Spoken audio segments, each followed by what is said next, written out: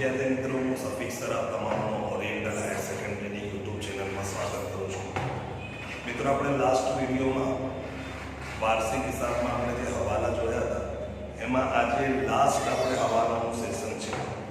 આપણે આ જે હવાલાઓ છે એ દેવાદારો પરના હવાલાઓ છે અને બોર્ડમાં વાર્ષિક હિસાબમાં સૌથી અઘરા જે હવાલા હોય છે એ ખરીદી વેચાણ અને દેવાદાર લેણદારને લગતા હોય છે। એટલે આજે આપણે ખરીદી વેચાણ દેવાદાર અને લેણદારને લગતા હવાલાઓ સમજીશું। મિત્રો તમે એક વાત તો જાણો છો બધા કે આપણે જે ખરીદી કરીએ છીએ એ ખરીદી આપણે કોની પાસેથી કરીએ છીએ? વેપારી પાસે। તો એક વાત તો નક્કી કે જો તમે વેપારીઓ પાસેથી ઉધાર ખરીદી કરો, જેમ જેમ ઉધાર ખરીદી કરવામાં આવે તેમ તેમ આપણા શું વધે છે?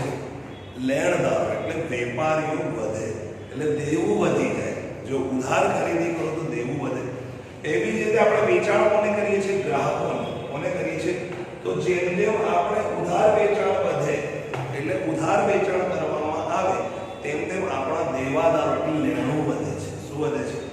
તો એક્ઝામમાં એક પ્રશ્ન પૂછવામાં આવશે કે રૂપિયા 1000 નું ઉધાર વેચાણ નોંધવાનું રહી ગયું। આ એક સવાલ છે કે વેચાણ નોંધવાનું રહી ગયું તો વેચાણ નોંધાયું નથી એટલે આપણે શું કરવું પડશે? નોંધવું પડશે। એટલે નહીં નોંધેલું હોય તો પ્લસ કરી દેવાનું। શું કરી દેવાનું? પ્લસ। શેમાં અસર થશે? તો બે અસર થશે। પહેલી અસર થશે વેચાણમાં નહીં નોંધેલ વેચાણ। શું લખવામાં? નહીં નોંધેલ વેચાણ। એક અસર વેચાણમાં ઉમેરો અને બીજી અસર દેવાદારોમાં ઉમેરો। નહીં નોંધેલ વેચાણ। તમને ખબર હોય કે વેચાણ જે છે વેપાર ખાતાની જમા બાજુ આવે છે, જ્યારે દેવાદારો જે છે એ મિલકત લેણા બાજુ આવે છે। એટલે જો નહીં નોંધેલ વેચાણ હોય તો એની બે અસર, એક વેચાણમાં ઉમેરો, બીજું દેવાદારોમાં ઉમેરો।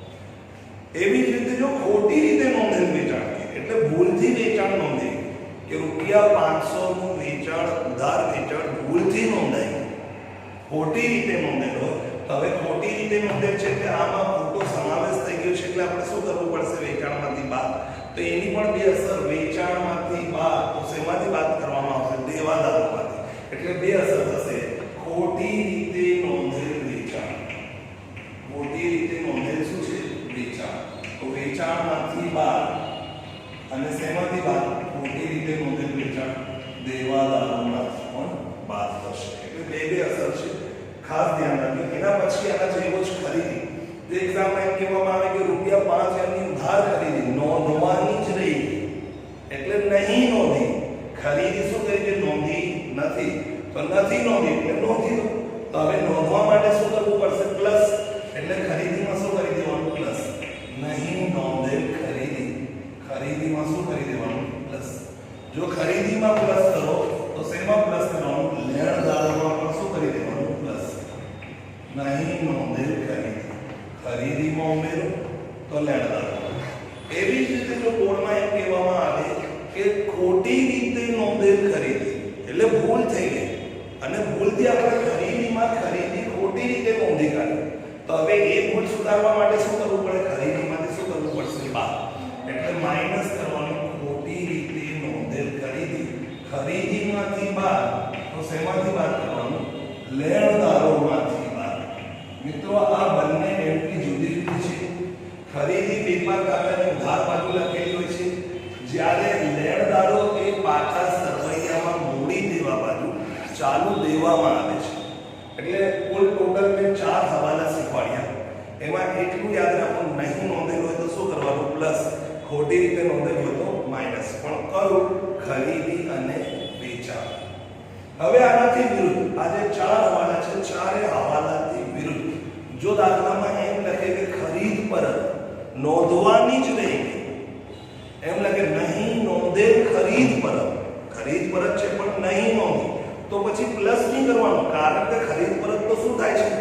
માઈનસ થાય છે। તો નહીં નોંધેલ હમણાં તો તમને શીખવાડ્યું કે નહીં નોંધેલો તો પ્લસ, પણ એ ખરીદી કે વેચાણ? પણ અત્યારે જે વાત ચાલે છે નહીં નોંધેલ શું છે? ખરીદ પરત છે। જો ખરીદ પરત નહીં નોંધેલ તો એમાં ઓપોઝિટ કરવાનું, ખરીદી જો નહીં નોંધેલ હોય ખરીદ પરત તો આમાં પ્લસ છે તો ખરીદ પરત શું થશે? માઈનસ। તો ખરીદ પરત આવે કે નહીં નોંધેલ ખરીદ પરત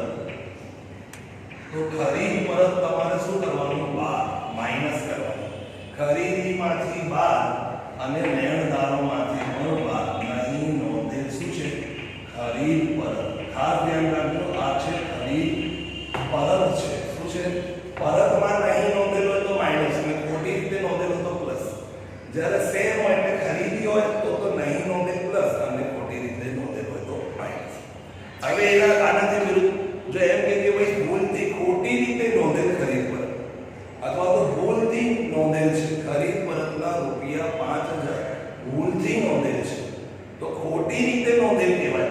તો ખોટી રીતે નોંધેલ માઈનસ લખી છે પણ આ ખરીદ પરત છે માટે ઓપોઝિટ કરવાનું એટલે શું કરવાનું પ્લસ ખોટી રીતે નોંધેલ કઈ પરત છે આ ખરીદ પરત.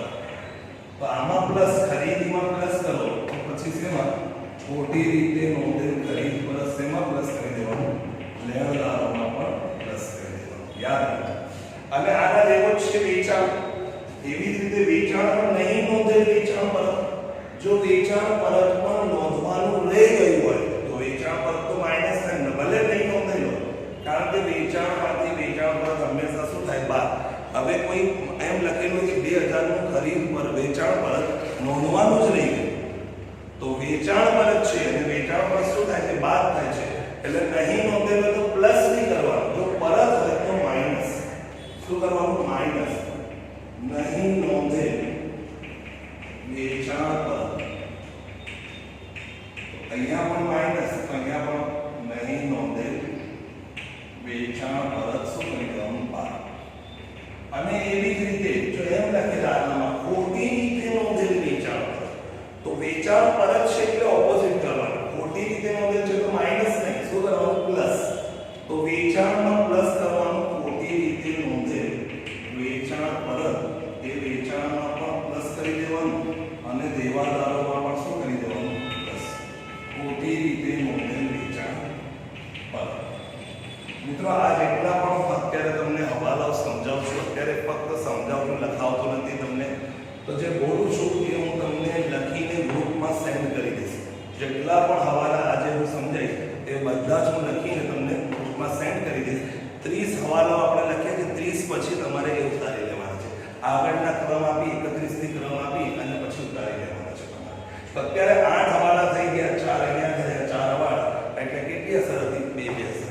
હવે 4 અસર વાળા કેટલા 4 અસર થતી કેવી રીતે જો ખરીદી એમ આપેલું ખરીદી ભૂલથી વેચાણ પરત તરીકે ભૂલથી વેચાણ તરીકે નોંધેલો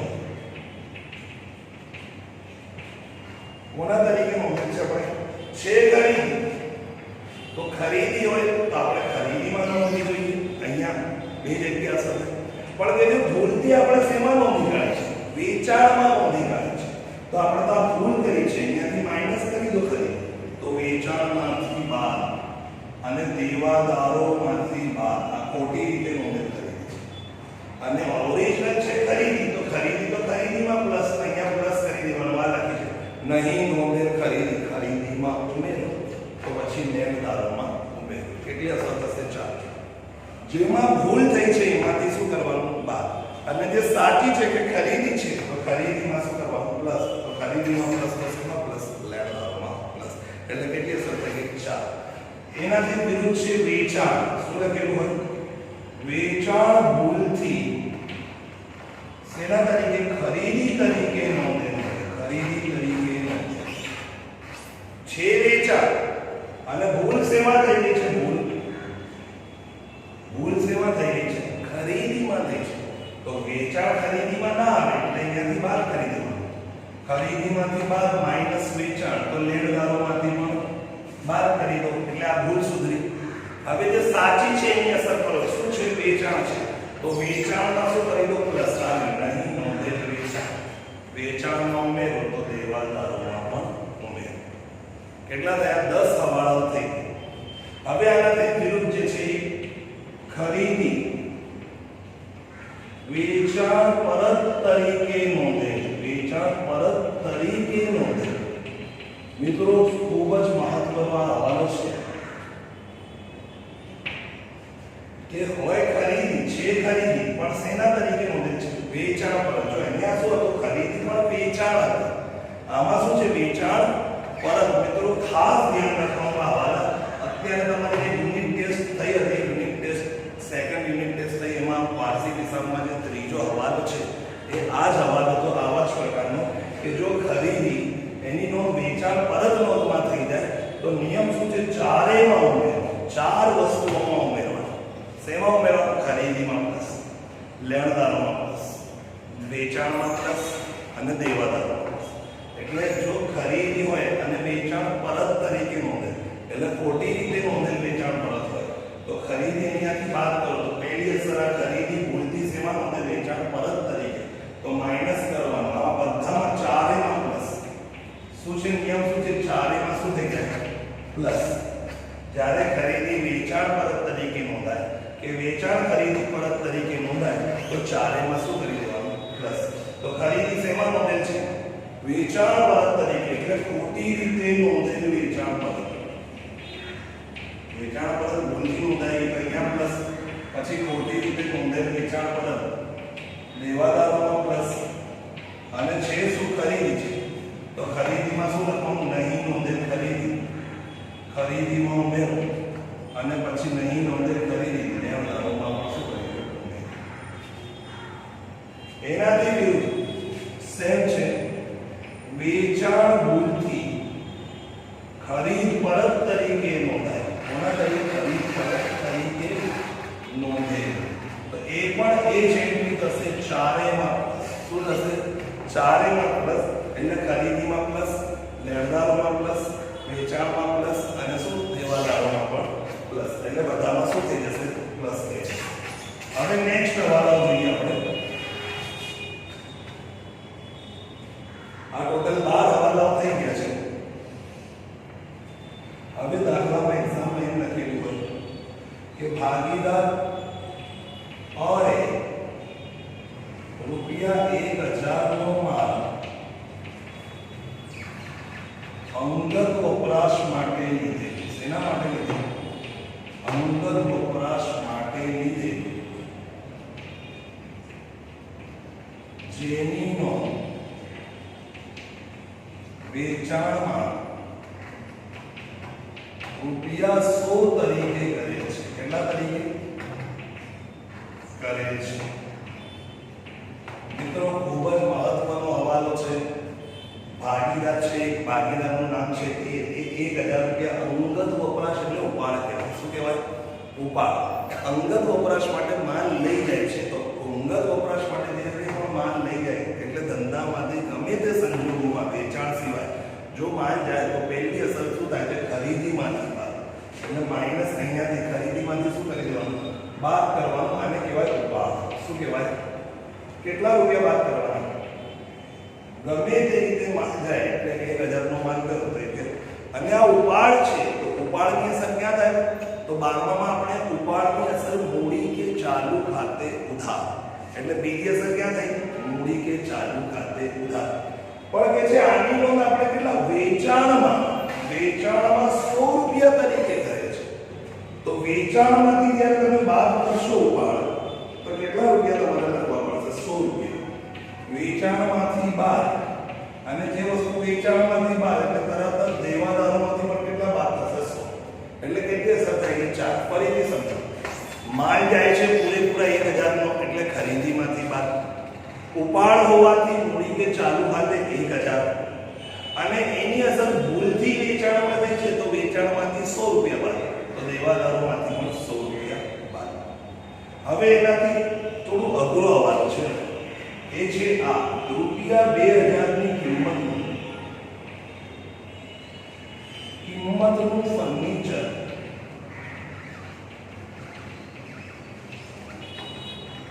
₹1500 માં રાજને ઉધાર વેચે જેની નોંધ વેચાણ તરીકે કરે છે. આ ખૂબ જ મહત્વનો હવાલો છે. મિલકત છે ફર્નિચર. કેટલા રૂપિયાનું ફર્નિચર છે? 2000. આ 2000 નું ફર્નિચર આપણે રાજને વેચાણ કર્યું છે. તો જ્યારે રાજને વેચી છે તો રાજ શું કહે છે કે આ તમે તો ફર્નિચરનો વપરાશ કર્યો તો 2000 માં ના લે. એની કિંમત ઓછી આપી છે. તો કેટલી આપી છે? ₹1500. કેટલા છે? રાજ શું કહે છે કે 1500 માં એને આપણે ઉધાર વેચે છે. ખાસ ધ્યાન રાખો કેવી રીતે વેચાણ કર્યું છે? ઉધાર વેચે છે અને એમ લખ્યું છે જેની નોંધ આપણે ભૂલથી વેચાણમાં કરી છે. મિત્રો બહુ જ ખાસ ધ્યાન રાખજો, આની સૌથી વધારે એન્ટ્રીઓ થાય છે. તો સૌપ્રથમ આપણે વેચાણમાં ભૂલ કરી છે, કારણ કે આ વેચાણ જે છે એ વેચાણ તો માલનું હોય અને આ તો શું છે, મિલકત છે, ફર્નિચર. તો ફર્નિચર ભૂલથી આપણે વેચાણમાં નોંધી નાખ્યું, એટલે ફર્નિચરમાંથી બાદ. તો ફર્નિચર કેટલામાં વેચ્યું હતું? વેચાણ કેટલામાં કર્યું છે? 1500 માં. તો વેચાણમાંથી 1500 બાદ, અને વેચાણમાંથી બાદ તો તરત જ શેમાંથી બાદ થશે? દેવાદારોમાંથી કેટલા બાદ થશે? 1500 બાદ. વેચાણમાંથી 1500, દેવાદારોમાંથી બે અસર થઈ. અચ્છા, આ 2000 નું ફર્નિચર આપણે 1500 માં વેચ્યું એટલે કેટલાનું નુકસાન થયું આપણને? 500 રૂપિયા. એટલે ત્રીજી અસર ક્યાં થશે? નફા નુકસાન ખાતે ઉધાર. નુકસાન થાય તો નફા નુકસાન ખાતે ઉધાર. ચલો, 3 અસર થઈ. હવે ચોથી અસર. ચોથી અસર શું થશે? ફર્નિચર નામની મિલકત આપણે વેચી તો આપણી પાસે મિલકત જે છે એ શું થઈ જશે? ઓછી થઈ જશે. તો જ્યારે તમે મિલકતમાંથી બાદ કરો તો એની ઓરિજિનલ કિંમત બાદ કરવાની. તો ફર્નિચરમાંથી બાદ ચોથી અસર, ફર્નિચરમાંથી બાદ કેટલા રૂપિયા? 2000. ઓરિજિનલ કિંમત જે હોય, મૂળ કિંમત, એ મિલકતમાંથી બાદ થાય એટલે કેટલા? 2000. 4 અસર થઈ ગઈ. પછી આ જે ફર્નિચર છે આપણે વેચ્યું તો ખરી, કોણે? રાજને. કેવી રીતે વેચ્યું છે? ઉધાર વેચ્યું છે. તો આપણે ઉધાર વેચ્યું છે, તેમની પાસેથી લેવાના તો ખરી ને, આ રૂપિયા લેવાના. કેટલામાં વેચ્યું? 1500 માં. એટલે કે રાજ પાસેથી આપણે કેટલા રૂપિયા લેવાના છે? 1500. એટલે 1500 લેવાના છે. એટલે પાંચમી અસર થશે લેણા. એટલે મિલકત લેણા બાજુ રાજ પાસે ફર્નિચરના બાકી લેણા. એટલે કેટલી અસર થશે? 5. મિત્રો ખાસ ધ્યાન રાખજો, આ સૌથી અઘરા હવાલાઓ હતા જે ખરીદ, વેચાણ અને દેવાદાર અને લેણદારને લગતા હતા. આ હવાલાઓ થઈ ગયા પછી જ પહેલા નંબર પર દેવાદારો જ્યારે પણ આવે તો આ હવાલા કરવાના, પેલા વત્તા ઓછા જરૂરી હવાલા. એના પછી જો આ એક પણ હવાલો ના આપે દાખલામાં, તો એના પછી બીજા નંબર પર આવે છે ગાળખાર બાદ કરવાની હવાલા.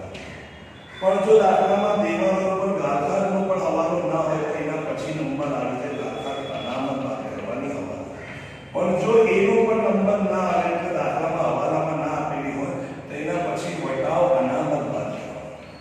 પણ એના સૌથી મોસ્ટ આઈવી કે જો આ પણ ના હોય તો એક નોંધ યાદ રાખવાની, જો દેવાદાર પર કોઈ પણ પ્રકારનો હવાલો ન હોય તો કાચા સરવૈયામાં જે ગાળખાર અનામત આપી હોય એ દેવાદારોમાંથી બાદ કરવાની અને એની બીજી અસર કરવાની નહીં. કેમ? કારણ કે કાચા સરવૈયાની ફક્ત ને ફક્ત કેટલી અસર થાય છે?